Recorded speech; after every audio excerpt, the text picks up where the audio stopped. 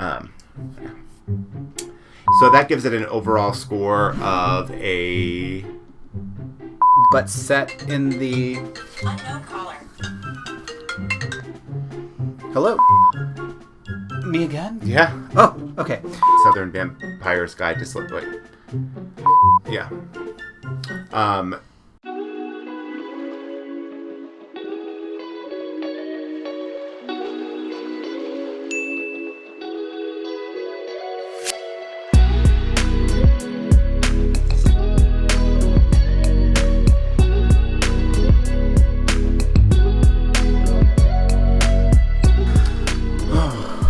We're back. Yep. It's been such a long time. We haven't seen you in a couple of days, but we're here again. Minutes. For you, maybe minutes. For us, maybe days. This is part 2 of our July wrap-up. We had a lot of books this month. We read a lot this month, and so we decided to split our wrap-up into 2, mostly because we picked our TBRs. Mm-hmm. We blew through them. In a week. Yeah, and then we decided to add more books. So this part 2 is the wrap-up of our addendum books.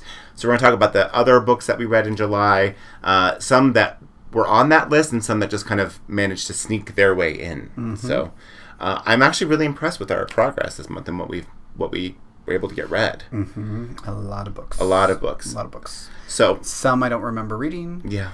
It feels like it's been months since we started some of these books, but we're glad to report back on them at least. Mm-hmm. So, if you aren't aware, we said this in part 1, but rather than do a typical star rating, because we are teachers, we do a book report card every month. So what we'll do is you'll see that book report card on the screen as we're kind of talking about the grades we gave each section of the book. We kind of graded on 5 criteria. That gives us a better way to communicate what we really thought about the book and gives you some more information about what we think is actually inside the book and can help you make a decision if you want to read it or not. Mm-hmm. So do you think if you saw a book report card that somebody did, that would give you more information or help you try to figure out if you want to read the book? Yeah. Yeah? Okay.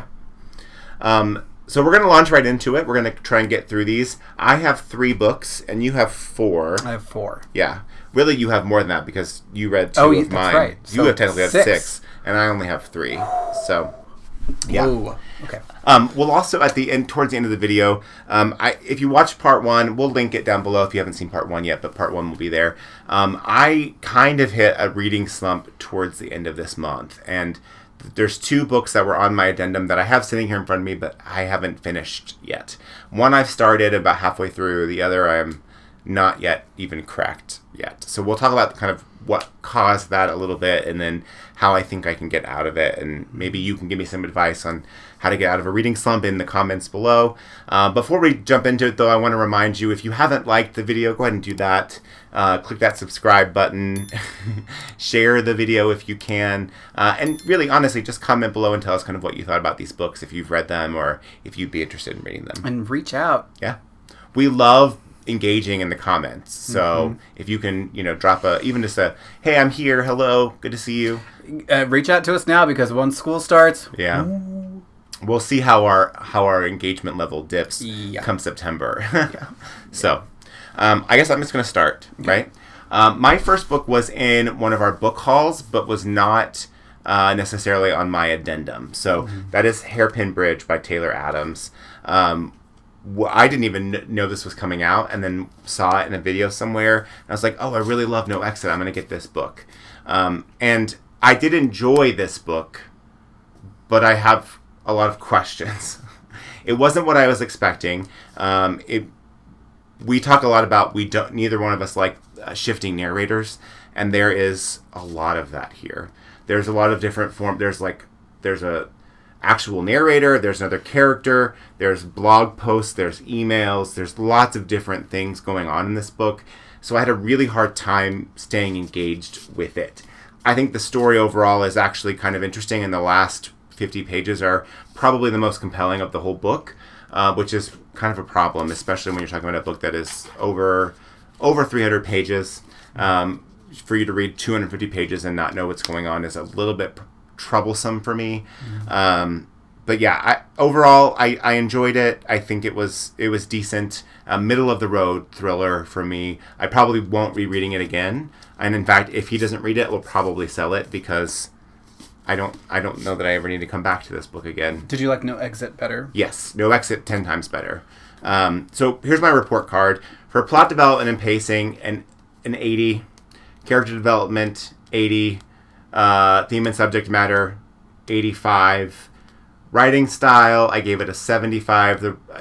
The writing is just kind of all over the map. And then for reader engagement, I gave it about a 70. And that's because I just put it down and didn't pick it up frequently enough. So that gives it an overall score of a 78, which is a C plus for me. Again, I think pretty middle of the road. I didn't hate it, but I wouldn't necessarily recommend it to people who love No Exit. I think it's very different than No Exit. So, really? Yeah. I'll read it. Yeah. I'll read it. I'll try it.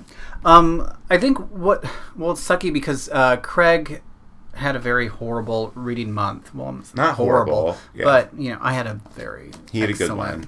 Reading month.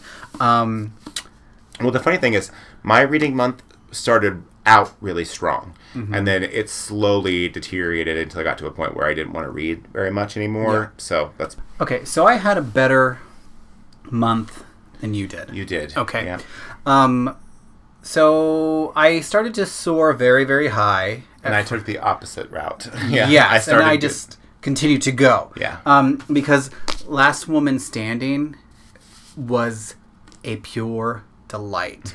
I finished this one again very, very quickly. Yeah. It's kind of like a feminist Strangers on a Train, which I think it's an interesting dynamic between these two women because it's set in the comedy world, and what it's like to be a female comic. And it's not, I can't really say much more than that because that's going to spoil a lot of stuff. But these two female characters are pretty wonderful, and it was just a fun ride the whole time, and it's funny, if you're into comedy or if you're into the show Last Comic Standing. It's kind of like that in that vein, but you kind of get a behind the curtain look at what it's like to be a comedian, and especially in those comedy spaces, and then you just kind of toss in a thriller element into it. No, I thought it was fun. I'm excited for you to read this. Yeah. And you gave it an A plus. I did. Yeah. Give it a A plus. A plus. A lot of A pluses this month. Yeah. Yeah. Yeah, that was when you said that thing about how your reading month kind of started low and then went this way, and mine kind of started this way and went this way, which is very interesting. Mm-hmm. Why don't you talk about your next three, because the last two I have we read together. Okay. So Angela Carter's The Bloody Chamber. Once again, another book that got an A plus for me. So 100s straight across. This was very enjoyable. I had read this a long time ago when I was an undergrad, and I just completely forgot about it. But while I was reading A Certain Hunger, Chelsea G. Summers' work and her prose kind of reminded me a lot of Angela Carter's. So it was a delight to go back and reread some of these short stories, which were kind of naughty and kind of gory, and just it was just like Grimm's fairy tales, but for adults, which I truly loved. So if you haven't read Angela Carter's work, I'd say get on that ASAP. It might be a good road trip book. Yeah. Have you read? Nope. I'm excited to read them now. Yeah. These are, like I said, I think previously, you have to read these. You can't just kind of speed your way through this. You should relish with each story, because each one is very, very well done. So, yeah. So that was a delight to go back and reread. So when Stephen King calls a book deeply, deeply disturbing, I'm a huge fan of Stephen King. Have been since I was about 8. I kind of listen to what he has to say, and if he likes something, I'm like, okay, well, that sounds interesting. Let me get that. Not so much in this case. This is Alma Katsu's The Hunger. Kind of like a historical fiction horror book, and I'm going to put horror in like quotations. Once again, I was on a cannibalism kick. I don't know why. I don't know. They just kind of came up. But I guess I went into it thinking that it was going to be gory and gross, and it was the complete opposite. And then by the end of the book, I was like, I didn't really get a lot of disturbing elements in this book. It was a okay read, but I think I didn't want to read anything really gory, but then once I kind of got into it, I was like, well, maybe it would have been better if it was a little bit more gory, because you're dealing with a Donner Party and with that part of history, and so that's what you kind of expect. I didn't really get a lot of that. I think this is a book that I'm going to come back to in the future, because I think it's like a good maybe fall book or winter book, because a lot of it is set during those kind of harsh winter times. So plot development and pacing, I kind of gave it an 85. I kept putting it down quite a bit. Character development, 90. I liked a few of the characters in this book. Theme and subject matter, 85. If you're going to do a book about the Donner Party, then you better go all in, right? Writing style, 95. Reader engagement, let's say it was a 9. I finished it, and it was okay. It was okay for me. I didn't hate it, but at the end of the day, I gave it an 89, so a B+ for me. But I think I'm going to go back and reread it sometime. So I think this is one we're going to keep. So I don't know if you would like it. Probably not. I doubt it. No. So I kind of ended this month with Patrick Suskind's Perfume, a story of a murderer. Now, I got a lot of good feedback when I said this last month that I was going to read this book. A lot of people reached out and said, oh, this is great. The prose is really great to read, and you're going to love this book. I did love this book. It was another one that it's a little bit slow, but I'm okay with that. I'm okay with slow books as long as you kind of keep my attention, and the characters are really interesting. And I think the main character in this book was really interesting and really fun to kind of watch their journey through the whole book. So plot development and pacing, 100. Character development, 100. Theme and subject matter, 90. There was a few kind of gory moments that I just didn't really. I was like, oh, okay, whatever. Writing style, 95, and reader engagement, 90. Like I said, this is another one I kept putting down, and I was like reading another book along with it, which, I think with this book, that's okay to do. But the prose was really great. I enjoyed reading his work, and I think it's another one that I will go back in a few years and kind of tackle again, because I think the writing is it's really, really well done. And now you can watch the movie. Perfume. Now I can watch the movie. Yeah. Okay. So that was a lot. Yeah. The last two books on our part 2 wrap up of our TBR addendum. One of them was on the addendum, and one of them was not. We didn't talk about adding this book, but then we got it, and we both read it really quickly. Mm-hmm. So the first one we're going to talk about is Bathhouse by P.J. Vernon. I read it first, and then gave it to you, and you picked it up. But you read it really fast. It kind of took me a while to get through it. I had to do a combination of reading physically and reading on my iPad, and then listening to the audiobook. And that was. I was reading that along with Perfume at the same time. So. I feel like we've talked about the book Yes, Daddy a lot, and I don't want to kind of rehash. This is what I imagined that first half of that book could have been, in a way, but I still had a lot of issues with this book. I didn't enjoy the writing very much. The thriller aspect of it was interesting, but it didn't pay off well for me. And I think this is a book that I probably would sell and get rid of. Really? Yeah. I don't think I need to read it again. Yeah, I didn't hate it. I thought it was okay. So our report card for this book, for plot development and pacing, we decided on an 80. My personal opinion was that the pacing is very slow, and it doesn't really pick up until the end. Mm-hmm. We switch narrators quite a bit, which neither one of us like. Yeah. What do you? Okay, keep going. I'll see my piece at the end. For character development, we gave it an 85 out of 100. I didn't like anyone in this book. Uh-huh. Did you? The detective? I mean, I guess. Probably, but it was like it fell into like that detective trope. I don't think we're supposed to like her either. That's the thing. I mean, I think the mother was fun. I wanted more of the mom. Well, of course you did. I think it was a little campy, but I was like, I want more of that. I would love a story about just the mother in this book. So yeah, 85 out of 100 for character development because no one really seemed all that interesting. And in fact, I think that score could have been lower, but we had to agree. So for theme and subject matter, we gave it a 90.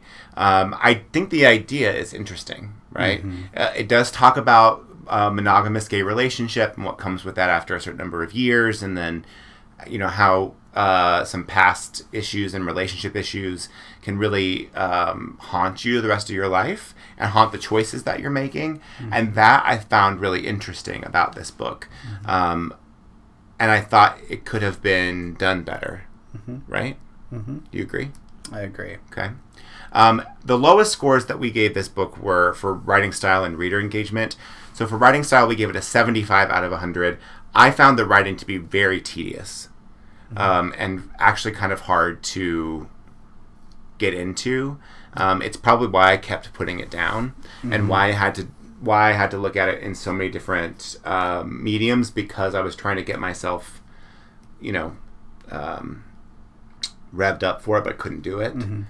I kept piggybacking back and forth with this one and with Perfume. So when I got angry at this book, I went back to Perfume, and that kind of made me happy. And then once Perfume kind of got a little tedious, I kind of went back. So I think that kind of helped, at least for me, anyway. I have a question about the title. Okay, so it's called Bath House, and only a small portion of it actually is two scenes takes place in a bathhouse. I mean, I will say that the action and the inciting incident of the book is because of the bathhouse, where it's a location of that, and I understand that. But calling it bathhouse doesn't make much sense to me, except for that it's evocative and it's controversial and it will catch people's attention. That's to me the only reason why. You know what I mean? And I think for gay audiences specifically, this brings an image of something and makes you think it's going to be something different than it actually is. Yeah, I think we mentioned this with Yes Daddy. I just have higher expectations of gay thrillers, I think, and because we don't have that many, right? And then when I read one and it's not great, then I get mad. Like I said, I think that the last few pages of this book seem to me like a Scooby-Doo mystery. And the mask was being pulled and it's Farmer John. So that's what I kind of got out of that. I was like, oh, this reminds me of Scooby-Doo. Yeah. And that's not really the kind of thing you want to think about when you're reading a thriller, unless it's an actual Scooby-Doo novel. Yeah. I mean, I appreciate what the author is attempting to do here, and I think that the idea is really interesting. I just don't think that the execution was as good as it could have been, in my opinion. And the last score we gave this is a 75 out of 100 for reader engagement. I think we both put it down frequently and would have to come back to it. I almost forced myself to read to the end because I almost DNF'd it. But I did want to know what happened, so I guess that there's something there, right? That gives us an overall score of 81 out of 100, which is a B-, which is slightly higher than I think I would have given it on my own. But I'm nicer. Yeah, and I'm not. So, again, I think this is not a book that I'm ever going to read again, so I will probably get rid of this as well. So, yeah. Okay. Before we get to the last book, I want to go over one other thing really quickly. Okay. As I just said at the beginning, that's okay. And David has said it before, he had a really good reading month, and it really kind of blossomed for him, and mine kind of wilted as the month went. So I had two more books on my addendum, which were these two. Hunting Wives, I did not even crack open, so I haven't even started this yet. I just kind of lost in the last 2 weeks, I've kind of lost the urge to read. We've had a lot going on in our personal lives, and so in some ways that makes sense to me, why I didn't get to them. I did start Kill Creek. I'm what is that? 100, almost 100 pages in, and I do enjoy this book so far. And I'm going to continue it. I'm going to continue it into August, so it'll just kind of move its way over onto my August TBR. So, I did feel like I was getting to a point where I was ready to kind of just put books down, and I felt that slump kind of coming. And we did talk about this in our introduction video, where what advice do you tell someone if they're in a reading slump or if they can feel that coming on? And my instinct is to always to go to a book where you're going to be invested and you're going to like it, and even if it's a reread, like that will get you back into the swing of things, right? And I think I found that book this month, and that's our last one. This was not on our addendum list. I think we did talk about this book a couple of times. Maybe. But is The Final Girl Support Group by Grady Hendrix. This book got me out of that reading slump. And he read it first, and then you read it in less than a day, I think, almost, right? And then I picked it up pretty much right after. It did take me a little bit longer to get through than you, but I do think that it was an excellent get out of jail free card for my reading slump. This helped tremendously. I knew it would. I really thought Kill Creek would do it, but it just wasn't, and this one really did. So you like this book a lot. I loved this book. It's not getting a lot of love, or as much love as I thought it was going to get, but I think that's because people are expecting it to be a different kind of book. Right. Especially when you see this cover. You're expecting to see a bloodbath, or it's some kind of slasher book. Well, also given what Grady Hendrix has written before. Yeah. Because I think last year, when Southern Book Club's Guide to Slaying Vampires came out, and it became such this like groundswell of success, people were really anticipatory for the next thing. And like, if you read his other books, this falls right in line with that. Yeah. I would say, except for My Best Friend's Exorcism, which is about two teenagers. Yeah. Southern Book Club is about a group of women over 40.